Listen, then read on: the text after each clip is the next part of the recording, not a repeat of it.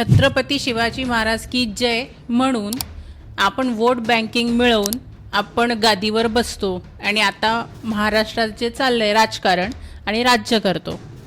मला ह्याला चिकटून असा प्रश्न विचारायचा आहे की छत्रपती शिवाजी महाराजांच्या मावळांमध्ये सगळ्या जाती धर्मांची माणसं होती. म्हणजे मुस्लिम का असेना, मुस्लिमही होतेच मावळांमध्ये.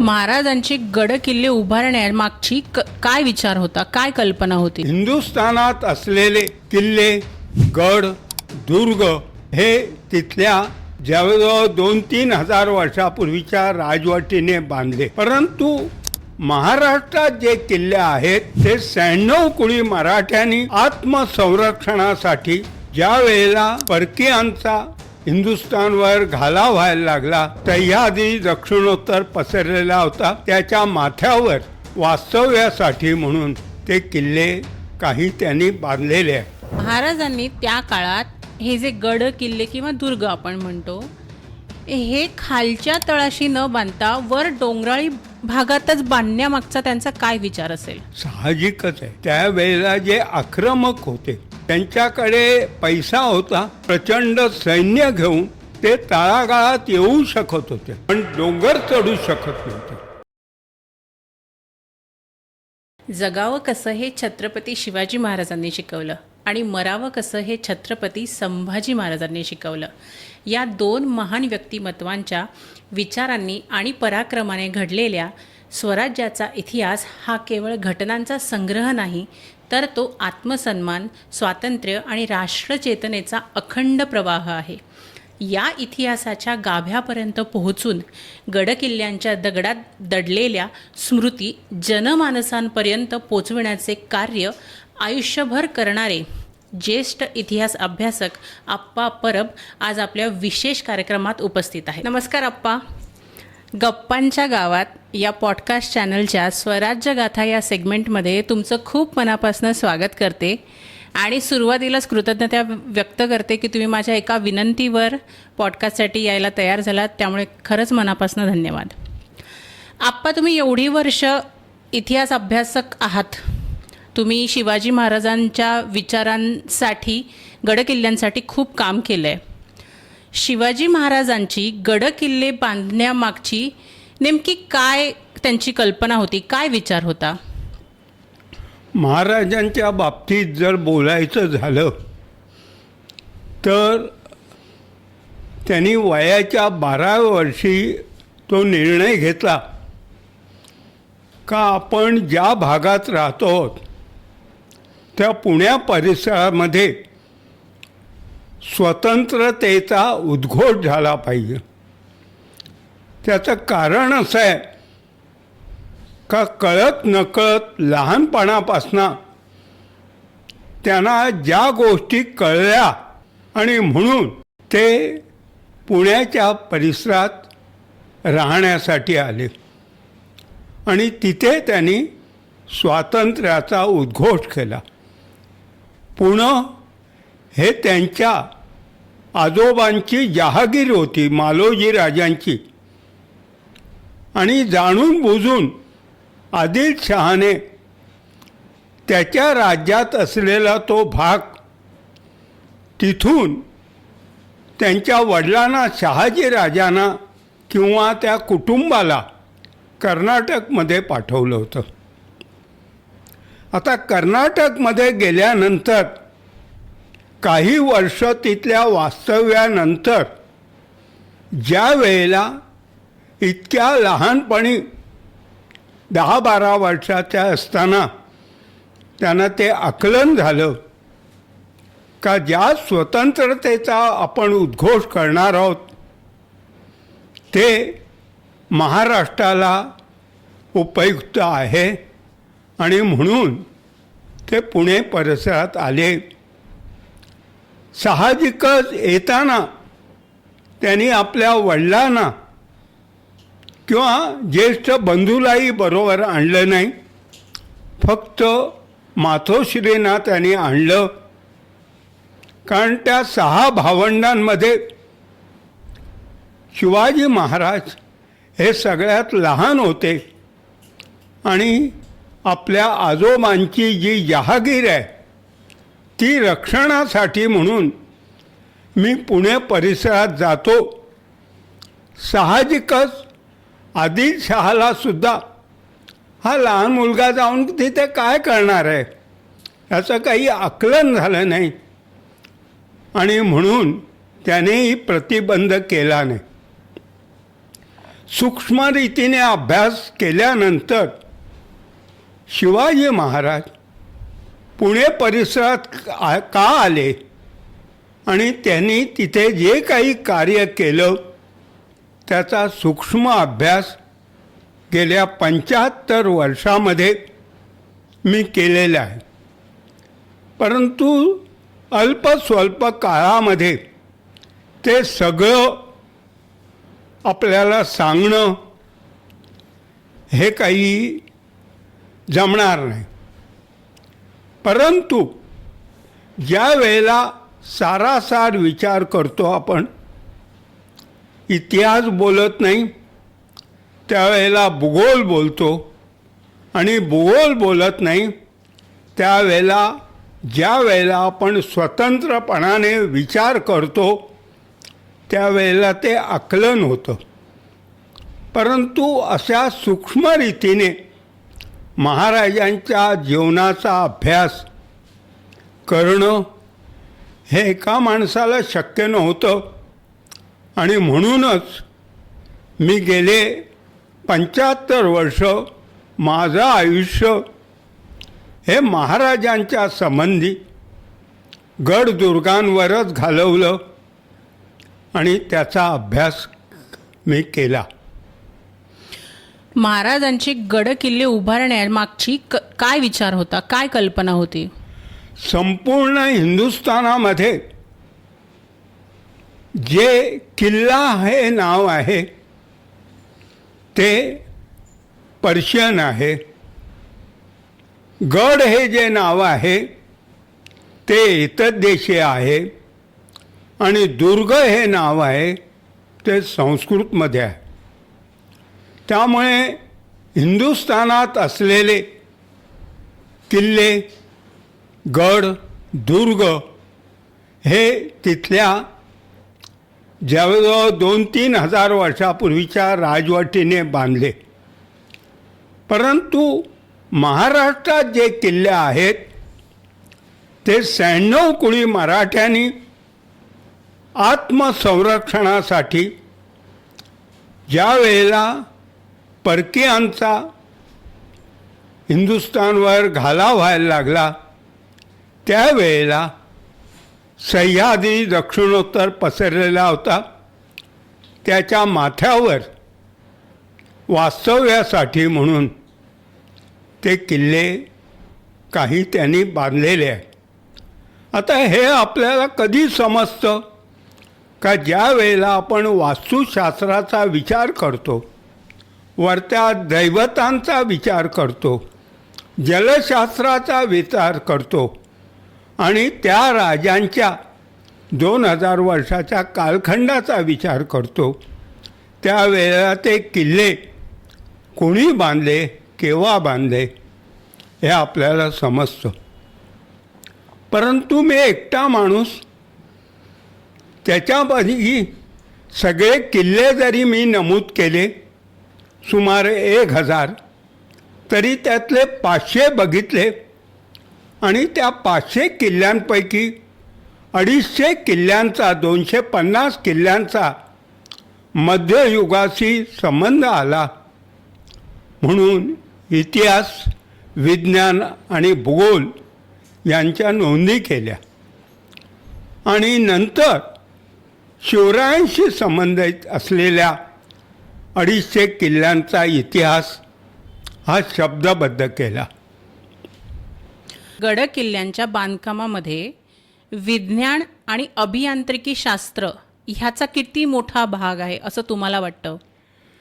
आपण जर महाराष्ट्रातल्या विविध दगडांचा अजूनपर्यंत तितका सूक्ष्म अभ्यास कोणी करत नाही आहे, परंतु महाराष्ट्रातल्या दगडांचा अभ्यास केला तिथल्या कारागिरांबद्दल आपण जर संशोधन केलं याचं, त्यांनी काय ते बांधताना कोणतं कॉन्क्रीट वापरलं होतं याचा अभ्यास केला तर हे सगळं आपल्याला विविधता जाणवते.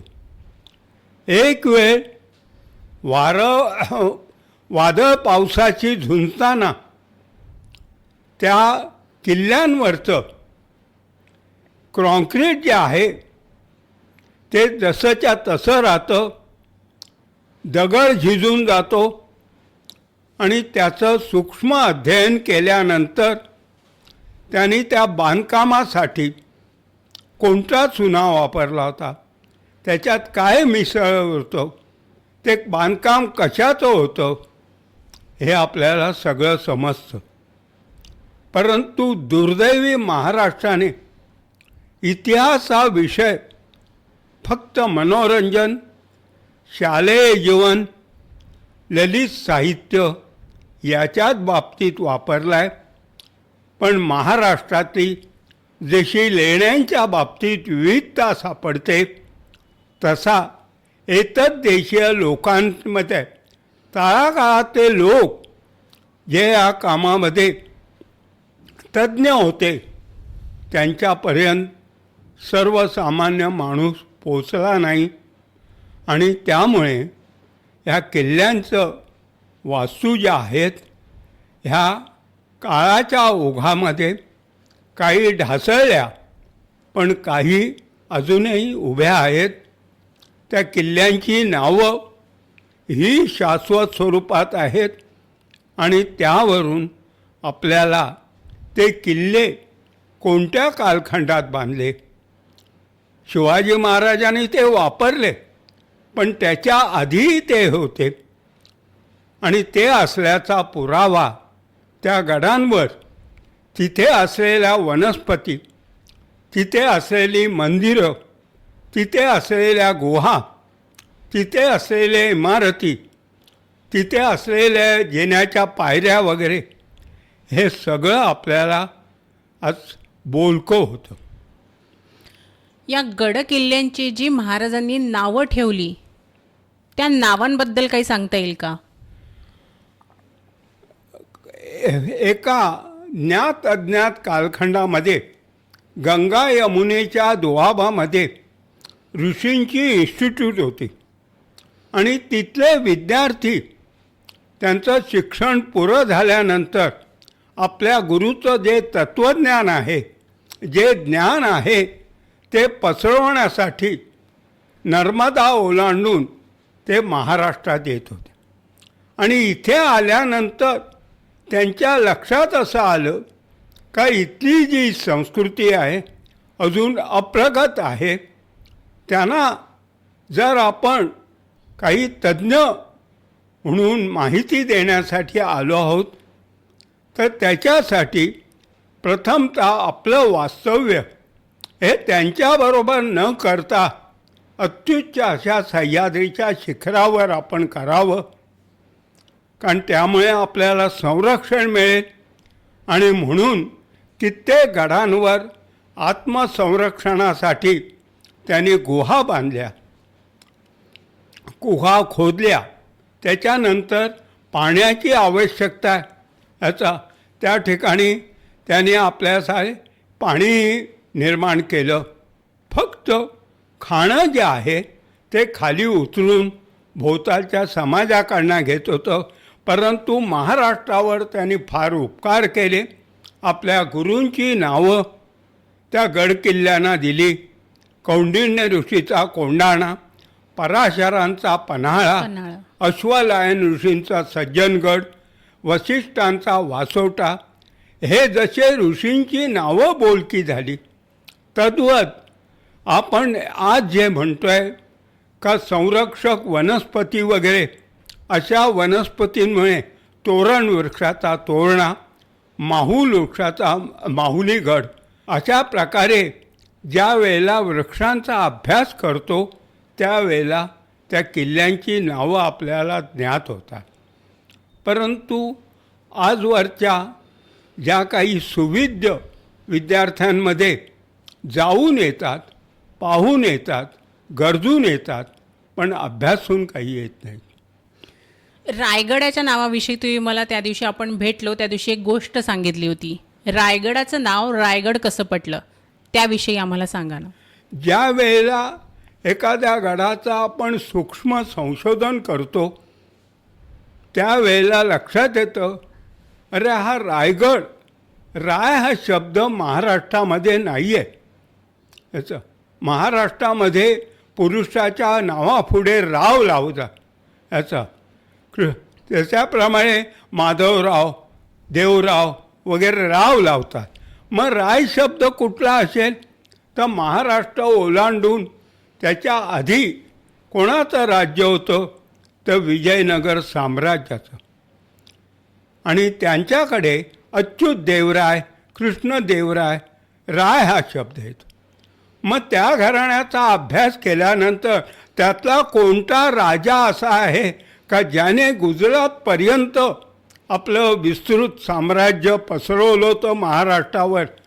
आणि ते शोधताना त्या राजाच्या एका लढाईच्या प्रसंगी तो दाभोळ बंदरातना याचा त्या डोंगराकडे आला आणि त्याने तो डोंगर पाहिल्यानंतर त्याची उंची लक्षात घेतली आणि आत्मसंरक्षणासाठी, राज्याच्या रक्षणासाठी त्याला रायरी हे नाव दिलं. आणि नंतर त्याच्या परिसरात असलेल्या 16 घाटांपैकी एका घाटातनं तो वर चढला आणि आपलं देवस्थान रायरेश्वर हे स्थापन केलं. परंतु एकटा माणूस हे संशोधन करू शकत. आणि म्हणून महाराष्ट्रातल्या विद्यार्थ्यांनी आज जर आपल्याला शिवकाळ बोलका करायचा असेल तर हे किल्ले कधी बांधले गेले, कोणी बांधले गेले, त्यांची नावं काय होती, ते नंतर कोणत्या कोणत्या घराण्याकडे आले, ज्या वेळेला विजयनगर साम्राज्य नष्ट झालं मग बहमनी आणि बहमनीकडनं निजामशाहीकडे, आणि त्यावेळेला शिर्के त्या गडाचे मुख्य होते. म्हणून आजही 21व्या शतकात त्या गडावर जी देवी आहे तिला शिरकाई असं.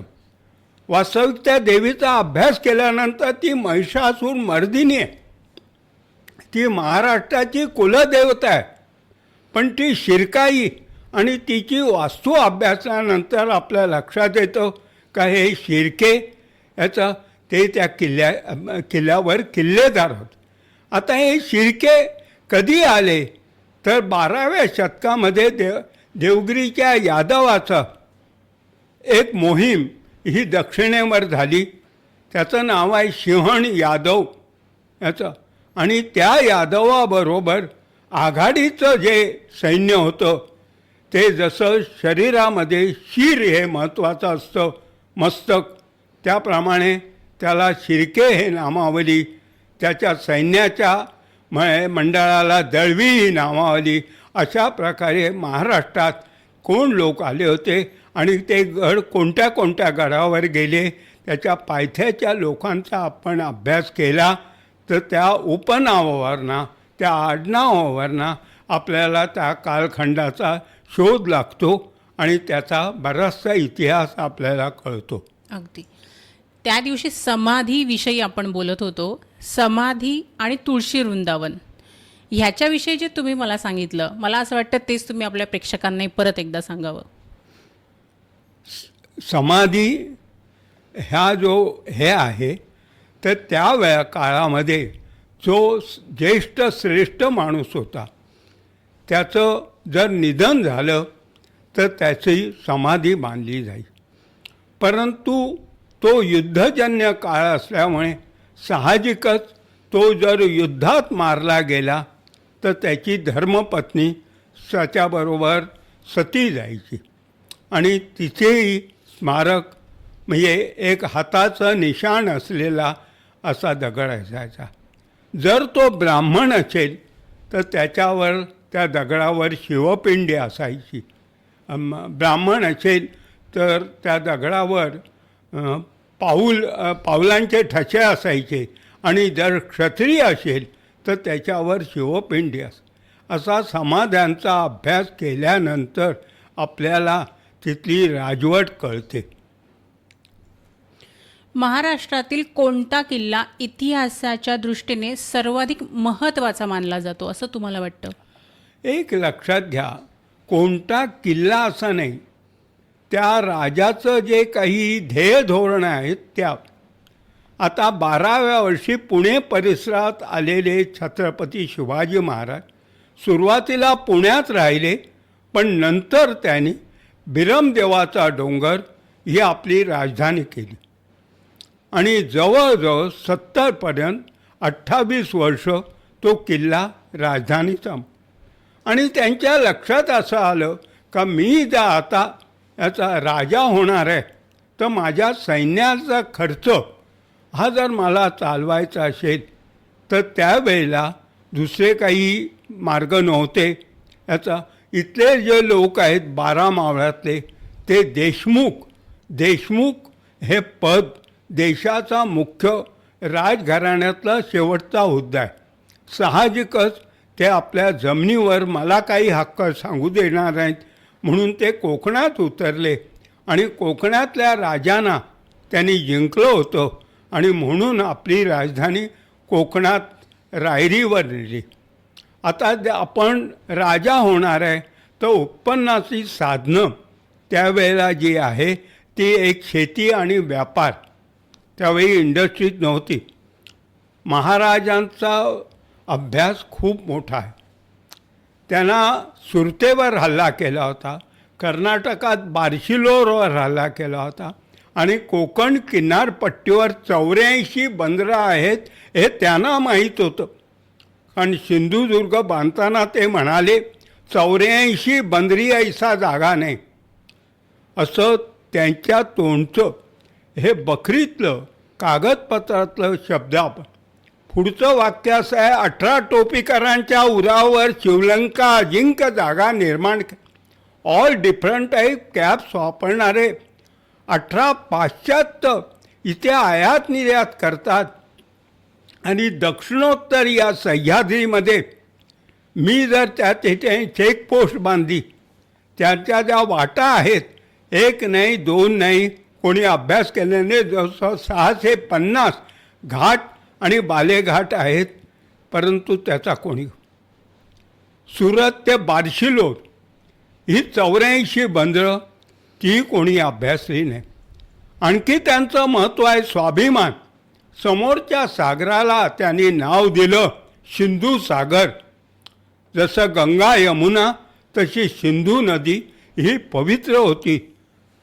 आज आपण त्याला अरबी सागर असं म्हणतो आहे. बरोबर. महाराजांनी त्या काळात हे जे गड किल्ले किंवा दुर्ग आपण म्हणतो हे खालच्या तळाशी न बांधता वर डोंगराळी भागातच बांधण्यामागचा त्यांचा काय विचार असेल? साहजिकच आहे. त्यावेळेला जे आक्रमक होते त्यांच्याकडे पैसा होता, प्रचंड सैन्य घेऊन ते तळागाळात येऊ शकत होते, पण डोंगर चढू शकत नव्हते. साहजिकच डोंगर जर चढले तर वरून तोफा बंदुकांचा मारा करून त्यांना रेटतायत. आज हिंदुस्थानामध्ये बाकीचे जसे राजवाडे वगैरे आहेत ते कुठेतरी कशातरी खूप विस्तृतपणाने मोठे आहेत, पण त्यांचा इतिहास आणि महाराष्ट्रातल्या स्वाभिमानाचा इतिहास हा इथे फरक आहे. जर त्यांनी तळागाळात त्यावेळी किल्ले बांधले असते तर तेवढं सैन्य ते राखू शकले नसते, तेवढा ते प्रतिकार करू शकले नसते आणि तेही जाळपोळ करून प्रचंड नुकसान करून परत गेले होते. औरंगजेबासारखा मातब्बर आला, पण तो कित्येक वर्ष इथे लढत राहिला. त्याचं कारण हेच आहे, कारण त्याचे जे सैन्य आलं होतं ते हे जे डोंगरदऱ्यातले किल्ले आहेत. औरंगजेब बाकी सगळीकडे फिरला पण रायगडवर गेला नाही. त्याला माहीत होतं मी जर कदाचित कोकणात उतरलो तर 10 वाटांनी मला रे रोखतील. असा सूक्ष्म अभ्यास ज्यावेळी आपण करतो त्यावेळेला या डोंगरात असलेल्या किल्ल्या आणि या किल्ल्यावर जनसामान्य लोक नव्हते. किल्लेदार, त्याचे अधिकारी आणि संरक्षक फौजा. महाराजांचं सैन्य कायम तिथे नाही, राजधानी जरी रायगड असली तरी रायगडवर जे होते ते सगळे सिव्हिल ऑफिसर होते. 350 इमारती होत्या.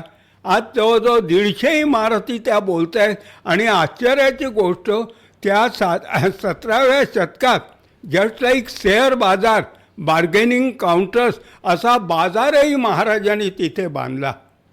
ह्या गोष्टींचा अभ्यास नुसते छत्रपती शिवाजी महाराज की जैन त्यांचं जे उणापुरा 50 वर्षाचं आयुष्य आहे, ऑल डिफरंट टाईप जवळजवळ 500 लढाया केल्या आहेत. आता त्याच्याशी विवेचन करताना आपल्या लक्षात येतं का यांनी देश धर्म आणि संस्कृती रक्षणासाठी काय केलं. 8 लग्न केली पण एकाही स्त्रीला त्या आग्र्याला नेलं नाही, मुलाला नेलं संभाजी, दक्षिणेकडे जिंजीलाही नेलं नाही. आणि हेच शिवाजी महाराजांपासून आपण शिकलं पाहिजे. तुम्ही आता उल्लेख केला तसं की छत्रपती शिवाजी महाराज की जय म्हणून आपण वोट बँकिंग मिळवून आपण गादीवर बसतो आणि आता महाराष्ट्रात जे चाललंय राजकारण आणि राज्य करतो. मला ह्याला चिकटून असा प्रश्न विचारायचा आहे की छत्रपती शिवाजी महाराजांच्या मावळांमध्ये सगळ्या जाती धर्मांची माणसं होती. म्हणजे मुस्लिम का असेना, मुस्लिमही होतेच नाही. मावळांमध्ये. एक लक्षात ठेवा, तसा सगळा उल्लेख मिळत. एकच मुस्लिम आरमारी माणसाचा उल्लेख मिळतो. तो कळत नकळत त्यांचं निधन झाल्यावर या इथे माहीमला आलं आहे. माहीमला ते घराणं आणि म्हणून माहीमला जी वस्ती वाढली त्याचं कारण ते त्याचं त्यांच्याकडे जे लोक होते ते आता कोणाला दोष देण्यामध्ये अर्थ नाही आहे. पण ज्यांनी ते हे इतिहासाचे कागदपत्र वगैरे गोळा केले त्यांनी जर तळागाळातल्या माणसांकडनं अशा प्रकारे कथा, दंतकथा, काही माहिती, त्यांच्या घरातली शस्त्र, तर आपल्या लक्षात येईल त्यांच्या घराण्यात कोण कोण होते सैन्यात. तुम्ही त्यांना कुठेही जाती धर्माशी हे नाही, जगा आणि जगू द्या, तुम्ही आमचं डिस्ट्रॉय करू नका आणि तुम्ही इथे काही बांधकाम करू नका, अशाच प्रकारचं. फार नाही, एखादा पोटासाठी असेल तसा फक्त एक तो आरमारी अधिकारी होता. आता माझंही वय झालं आहे त्याच्यामुळे मी त्या जातींवर वगैरे नाही, मी फक्त किल्ल्यांचा इतिहास, भूगोल आणि विज्ञान.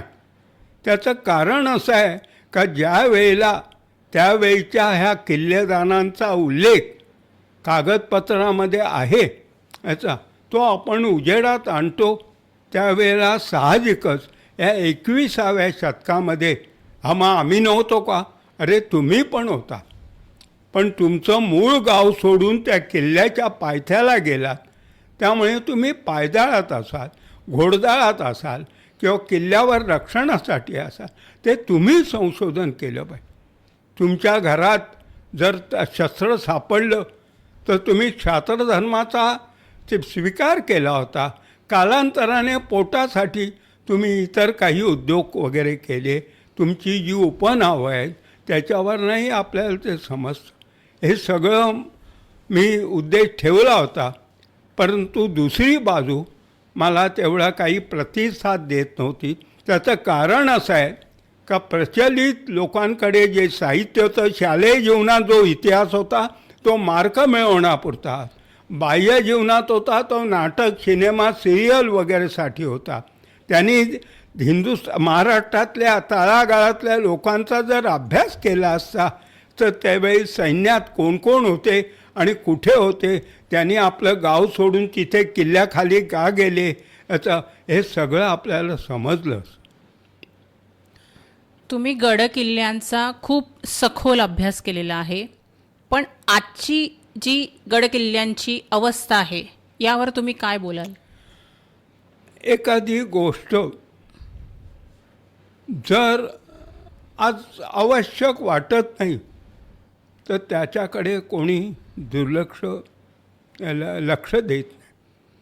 साहजिकच ज्या गावातले तुम्ही असता त्या गावात तुमचं घर असतं, पण मुंबई मुंबईला आल्यानंतर, शहरात आल्यानंतर इथलं लोकजीवन जे आहे ते राहणीमानात सुधारल्यामुळे गावाकडे त्याचं लक्ष नसतं. तद्वत त्या किल्ल्यांच्या बाबतीत याचा सर्वभक्षी काळ आणि भूभक्षी मानव याचा हा त्याला जबाबदार ठरतो. त्याचे दगड कदाचित आपल्या घराला बांधतो किंवा नदीवरच्या धरणाला बांधतो. इतरही काही वर असलेलं दैवत खाली घेऊन येतो, त्याचे मोठे उत्सव करतो. पण ते दैवत वर कोणते होते, सोमजाई, झोलाई वगैरे ही जी नावं आहेत यांचाही कोणी अभ्यास केले. वर ज्या काही गुहा आहेत, उदाहरणार्थ महाराजांची पहिली राजधानी याचं हे वैशिष्ट्य असं आहे का ते वैश्य समाजाचा जे दैवत आहे याचा ब्रह्मदेव, त्या ब्रह्मदेवाचं नाव त्या पर्वताला आहे, बिरमदेवाचा डोंगर, आणि त्याचं पहिल्या धर्मपत्नीची मूर्ती वरती आहे. पण एकही कोणी मला वैश्य याचा त्या गोष्टीमध्ये किंबहुना आपण ज्या वेळेला लग्नाच्या वेळेला नद्यांची नावं घेतो, याचा गंगा, सिंधू, सरस्वतीच्या, यमुना, त्यावेळेला ब्रह्मपुत्रेचं नाव घेत नाही. हे कोणालाही लक्षात आहे, कारण ब्रह्मपुत्रा ही नदी नाही, तो नद आहे. आणि त्याच्या प्रकारचा कानद नावाचा नद त्या बिरमदेवाच्या डोंगराच्या पायथ्या. यू हॅव टू फाइंड, तुम्हाला हे सूक्ष्म संशोधन केलं पाहिजे. एक चंद्र समोहंती नच तारा, कोणत्या तरी घराण्याचा एक तरी मुलगा अशा प्रकारे जर विषय घेऊन अभ्यास करेल, मग ती नदी असतील, ते घाट असतील, ती बंदरं असतील, ती हत्यारं असतील, ते चलन असेल, ते वास्तुशास्त्र असेल, ते मूर्तिशास्त्र असेल, पण कोणी तसं फारसं काही करत नाही. भवानी तलवारीविषयी काही सांगता येईल का? आणि भवानी तलवारीला भवानी तलवारच का म्हणतात? त्यावेळेला हिंदुस्थानामध्ये विज्ञान प्रगत नसल्यामुळे इथे जे लोखंडाचं हत्यार बनवलं जायचं ते कळत नकळत तुटायचं लढाईच्या वेळेला. पाश्चात्य एक नाही, दोन नाही, असे जवळजवळ 50 लोक पश्चिमेकडनं महाराष्ट्रात यायला लागले. त्यावेळेला तिथल्या पोलादी हत्यारं ते इथे घेऊन यायचे आणि ते पोलाद हे मजबूत असायचं. फ्रान्समध्ये जिनेवाला तरवारी तयार व्हायच्या आणि त्या घेऊन पोर्तुगीज लोक याचा जंजिऱ्याच्या परिसरात चौलला आले होते. कळत नकळत तिथे गोवेला नावाचं एक गाव आहे, तिथल्या राजाने, काय सावंत त्याचं नाव, याचं त्यांच्याकडनं काही शस्त्र खरेदी केली आणि तो जंजिऱ्याचा असल्यामुळे, म्हणजे त्यांच्या पक्षाचा असल्यामुळे महाराजांच्या बाजी पासलकरने त्याच्यावर हल्ला केला. ज्यावेळी इतिहास बोलत नाही त्यावेळी भूगोल बोलतो आणि भूगोलही बोलत नाही त्यावेळी दंतकथा, फोक टेल्स बोलतात. ज्या वेळेला आपण गडदुर्ग फिरत असतो त्यावेळेस स्थानिक लोक, तिथे मी गेल्यावर मला सांगितलं का हे जे एस टी स्टँड दिसतो आहे तिथे ही जी समाधी आहे याचा ती बाजी पासलकराची नाही आहे तर सावंत बाजीची आहे. तर असं म्हटलं, असं का म्हणताय तुम्ही? तर म्हणाले माहीत नाही, तिथे ती समाधी होती. आणि मग माझ्याकडे असलेल्या कागदपत्रांच्या आधारे मी लक्षात आणलं का काय सावंत आणि 12 मावळातला बाजी पासलकर महाराजांचा सरदार, त्यांची तिथे लढाई झाली, तो असा उल्लेख आहे. दोघंही मारले गेले, त्यामुळे ती सावंत बाजीची समाधी असं तिथे उल्लेख झाला. मग त्या घराण्यात गेलो आणि तिथे मी तरवारी बघितल्या. माझा काही तरवारींचा सूक्ष्म अभ्यास नाही आणि ते कागदपत्र असताना त्याचा मुलगा हा महाराजांचा नंतर एक अधिकारी झाला पाचाडला, त्याने महाराजांना आपल्या घरी नेलं. महाराजांना ती तरवार दाखवली, पश्चिमेकडे बनलेली. याचा महाराजांना मेटल एक्सपर्ट असल्यामुळे ते म्हणाले ही मला पाहिजे, मी हे जे बोलतो आहे त्याचे कागदपत्र माझ्या 4 भिंतीच्या घरात आहेत. त्यावेळेला तो बरोबरचे लोक म्हणाले महाराज हो तुमचा आश्रित आहे, त्याची तरवार तुम्ही मागताय. महाराजांनी त्याला 3000 गोल्ड कॉईन्स दिली आणि ती तरवार त्याने दिली आणि त्या तरवारीने त्यांना यश मिळत गेलं. 53-54 सालापासनं एखाद्या केळीवाली बाईकडनं जसं आपण केळी घेतली आणि तिला पैसे दिले का ती सांगते अरे राजा तुझ्या हातची बोनी झाली. ती बोनी भवानी हा शब्द यश हे ते मिळालं आणि ती तरवार कायम स्वरूपात महाराजांनी घेऊन युद्ध केली.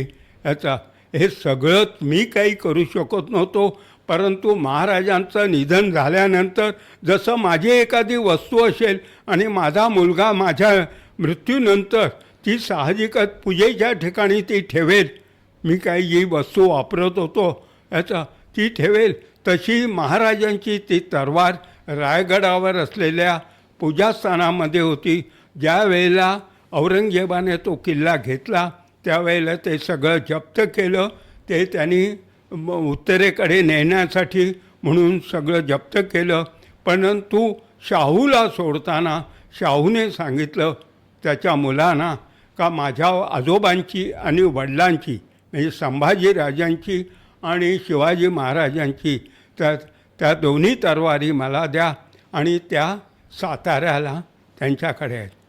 पुढे अंतर्गत काही गोष्टी बोलू नये, पण अंतर्गत ज्या वेळेला सातारा कोल्हापूर यांच्यामध्ये मतभेद झाले त्यावेळेला अनुक्रमाने संभाजीराजांचा पुत्र शाहू आणि कोल्हापूर जे आहे ते छत्रपती राजाराम राजांचं म्हणजे दुय्यम घराणं म्हणून ती तरवार शाहूने तिच्यावर आपलं नाव टाकलं.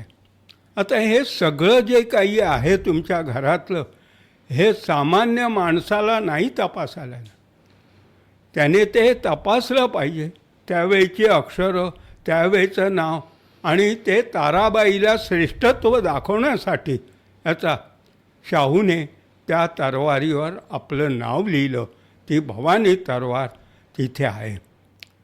मायबाप सरकार म्हणतं आहे ती लंडनला आहे, लंडनला आहे, हे सुविध लोक लंडनला आहे, परंतु हाही कोणी विचार करत नाही. नंतर शिवाजी किती झाले, जसा शाहू शिवाजी आहे तसे कोल्हापूरला 4था शिवाजी जो आहे तो इंग्लंडचा राजा इथे हिंदुस्थानात आला, त्याने आपली तरवार त्याला दिली आणि त्या शिवाजीने ते आपली तरवार त्याला ती शिवाजी सॉर्ड म्हणून लंडनला असे. आता हे सगळंच काही मी हे करू शकत नाही. तुम्हाला पुरावे गोळा आणि हा अभ्यास करा. आता जे काही मी शिक्षण केलं होतं त्याच्यामध्ये मी न्यूमिस्मॅटिक एक्सपर्ट आहे.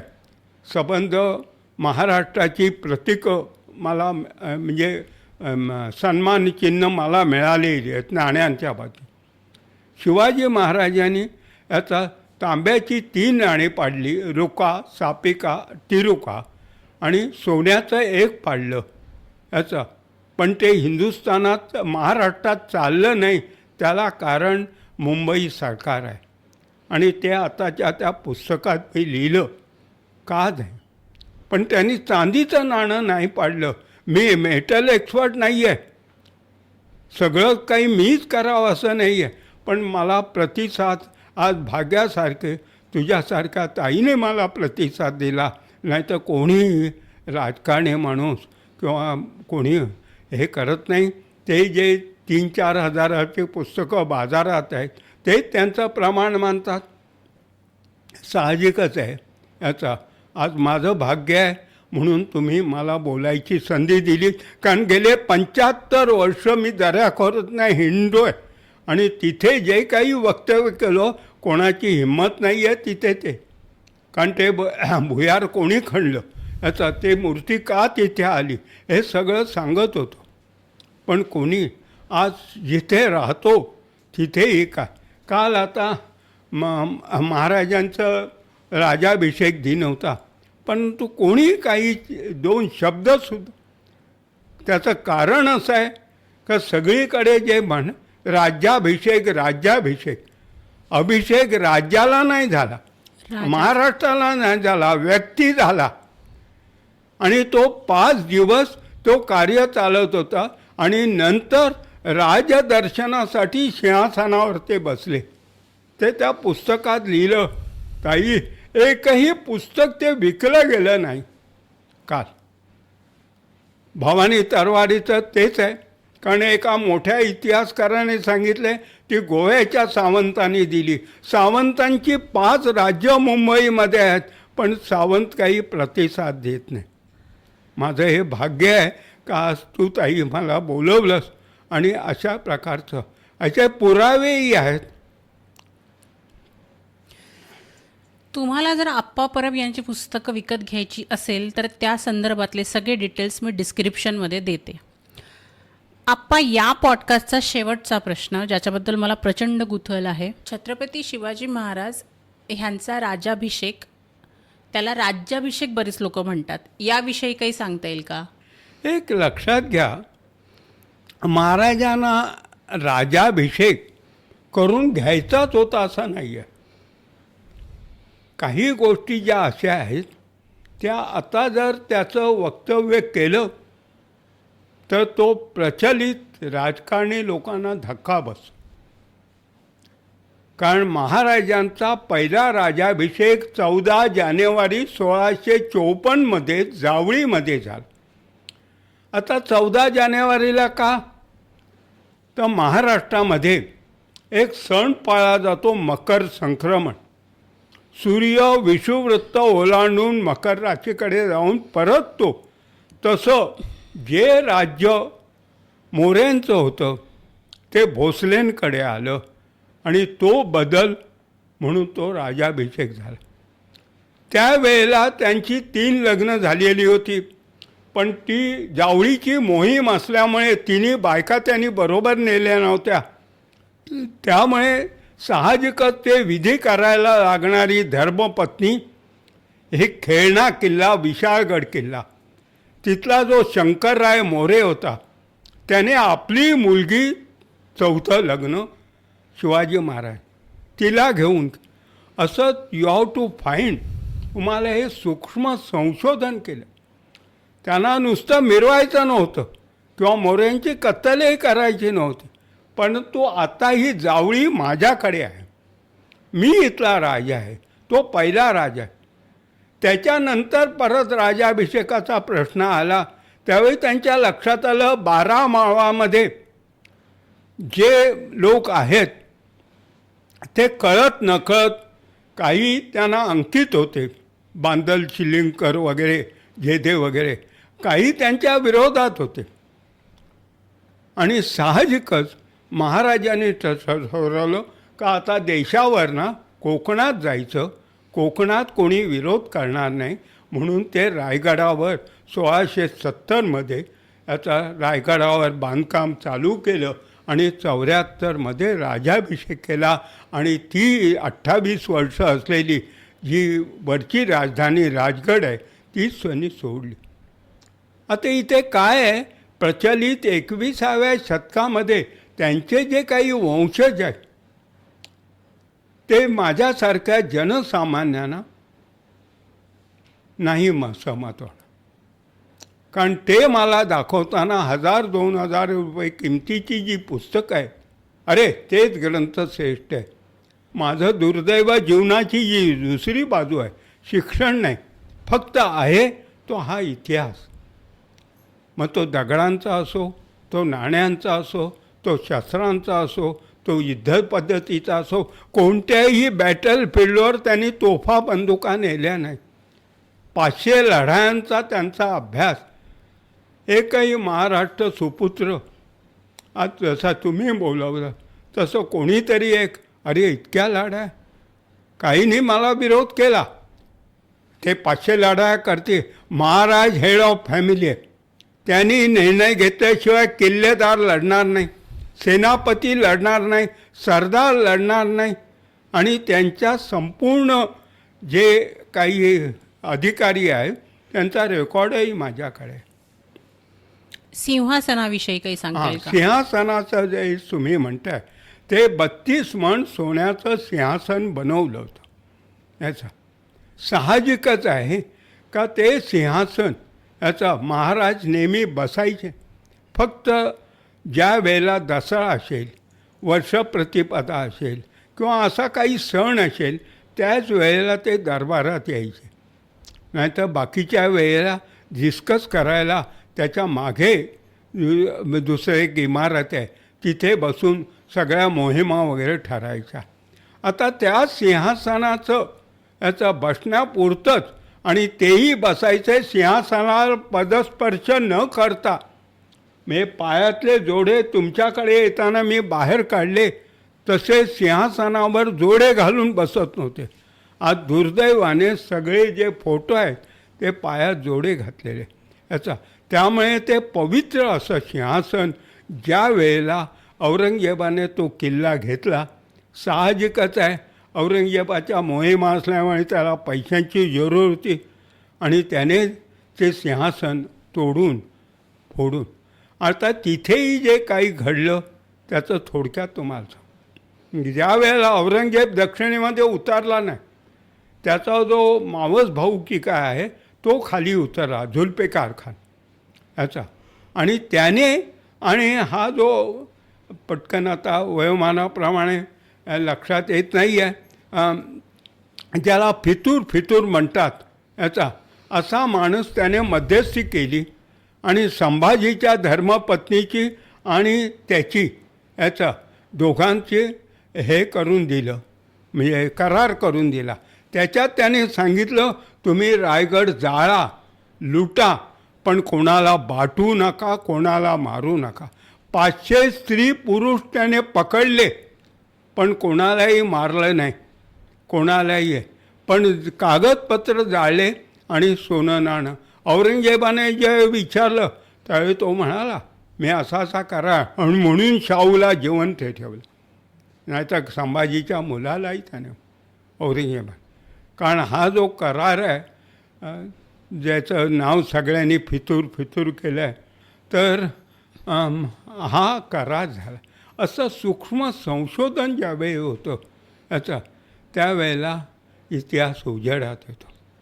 म्हणजे ज्या वेळेला औरंगजेब मेल्यानंतर महाराष्ट्रात कोण कोण आले याचा त्याच्यामध्ये ही नावं वगैरे आपल्याला सापडतात.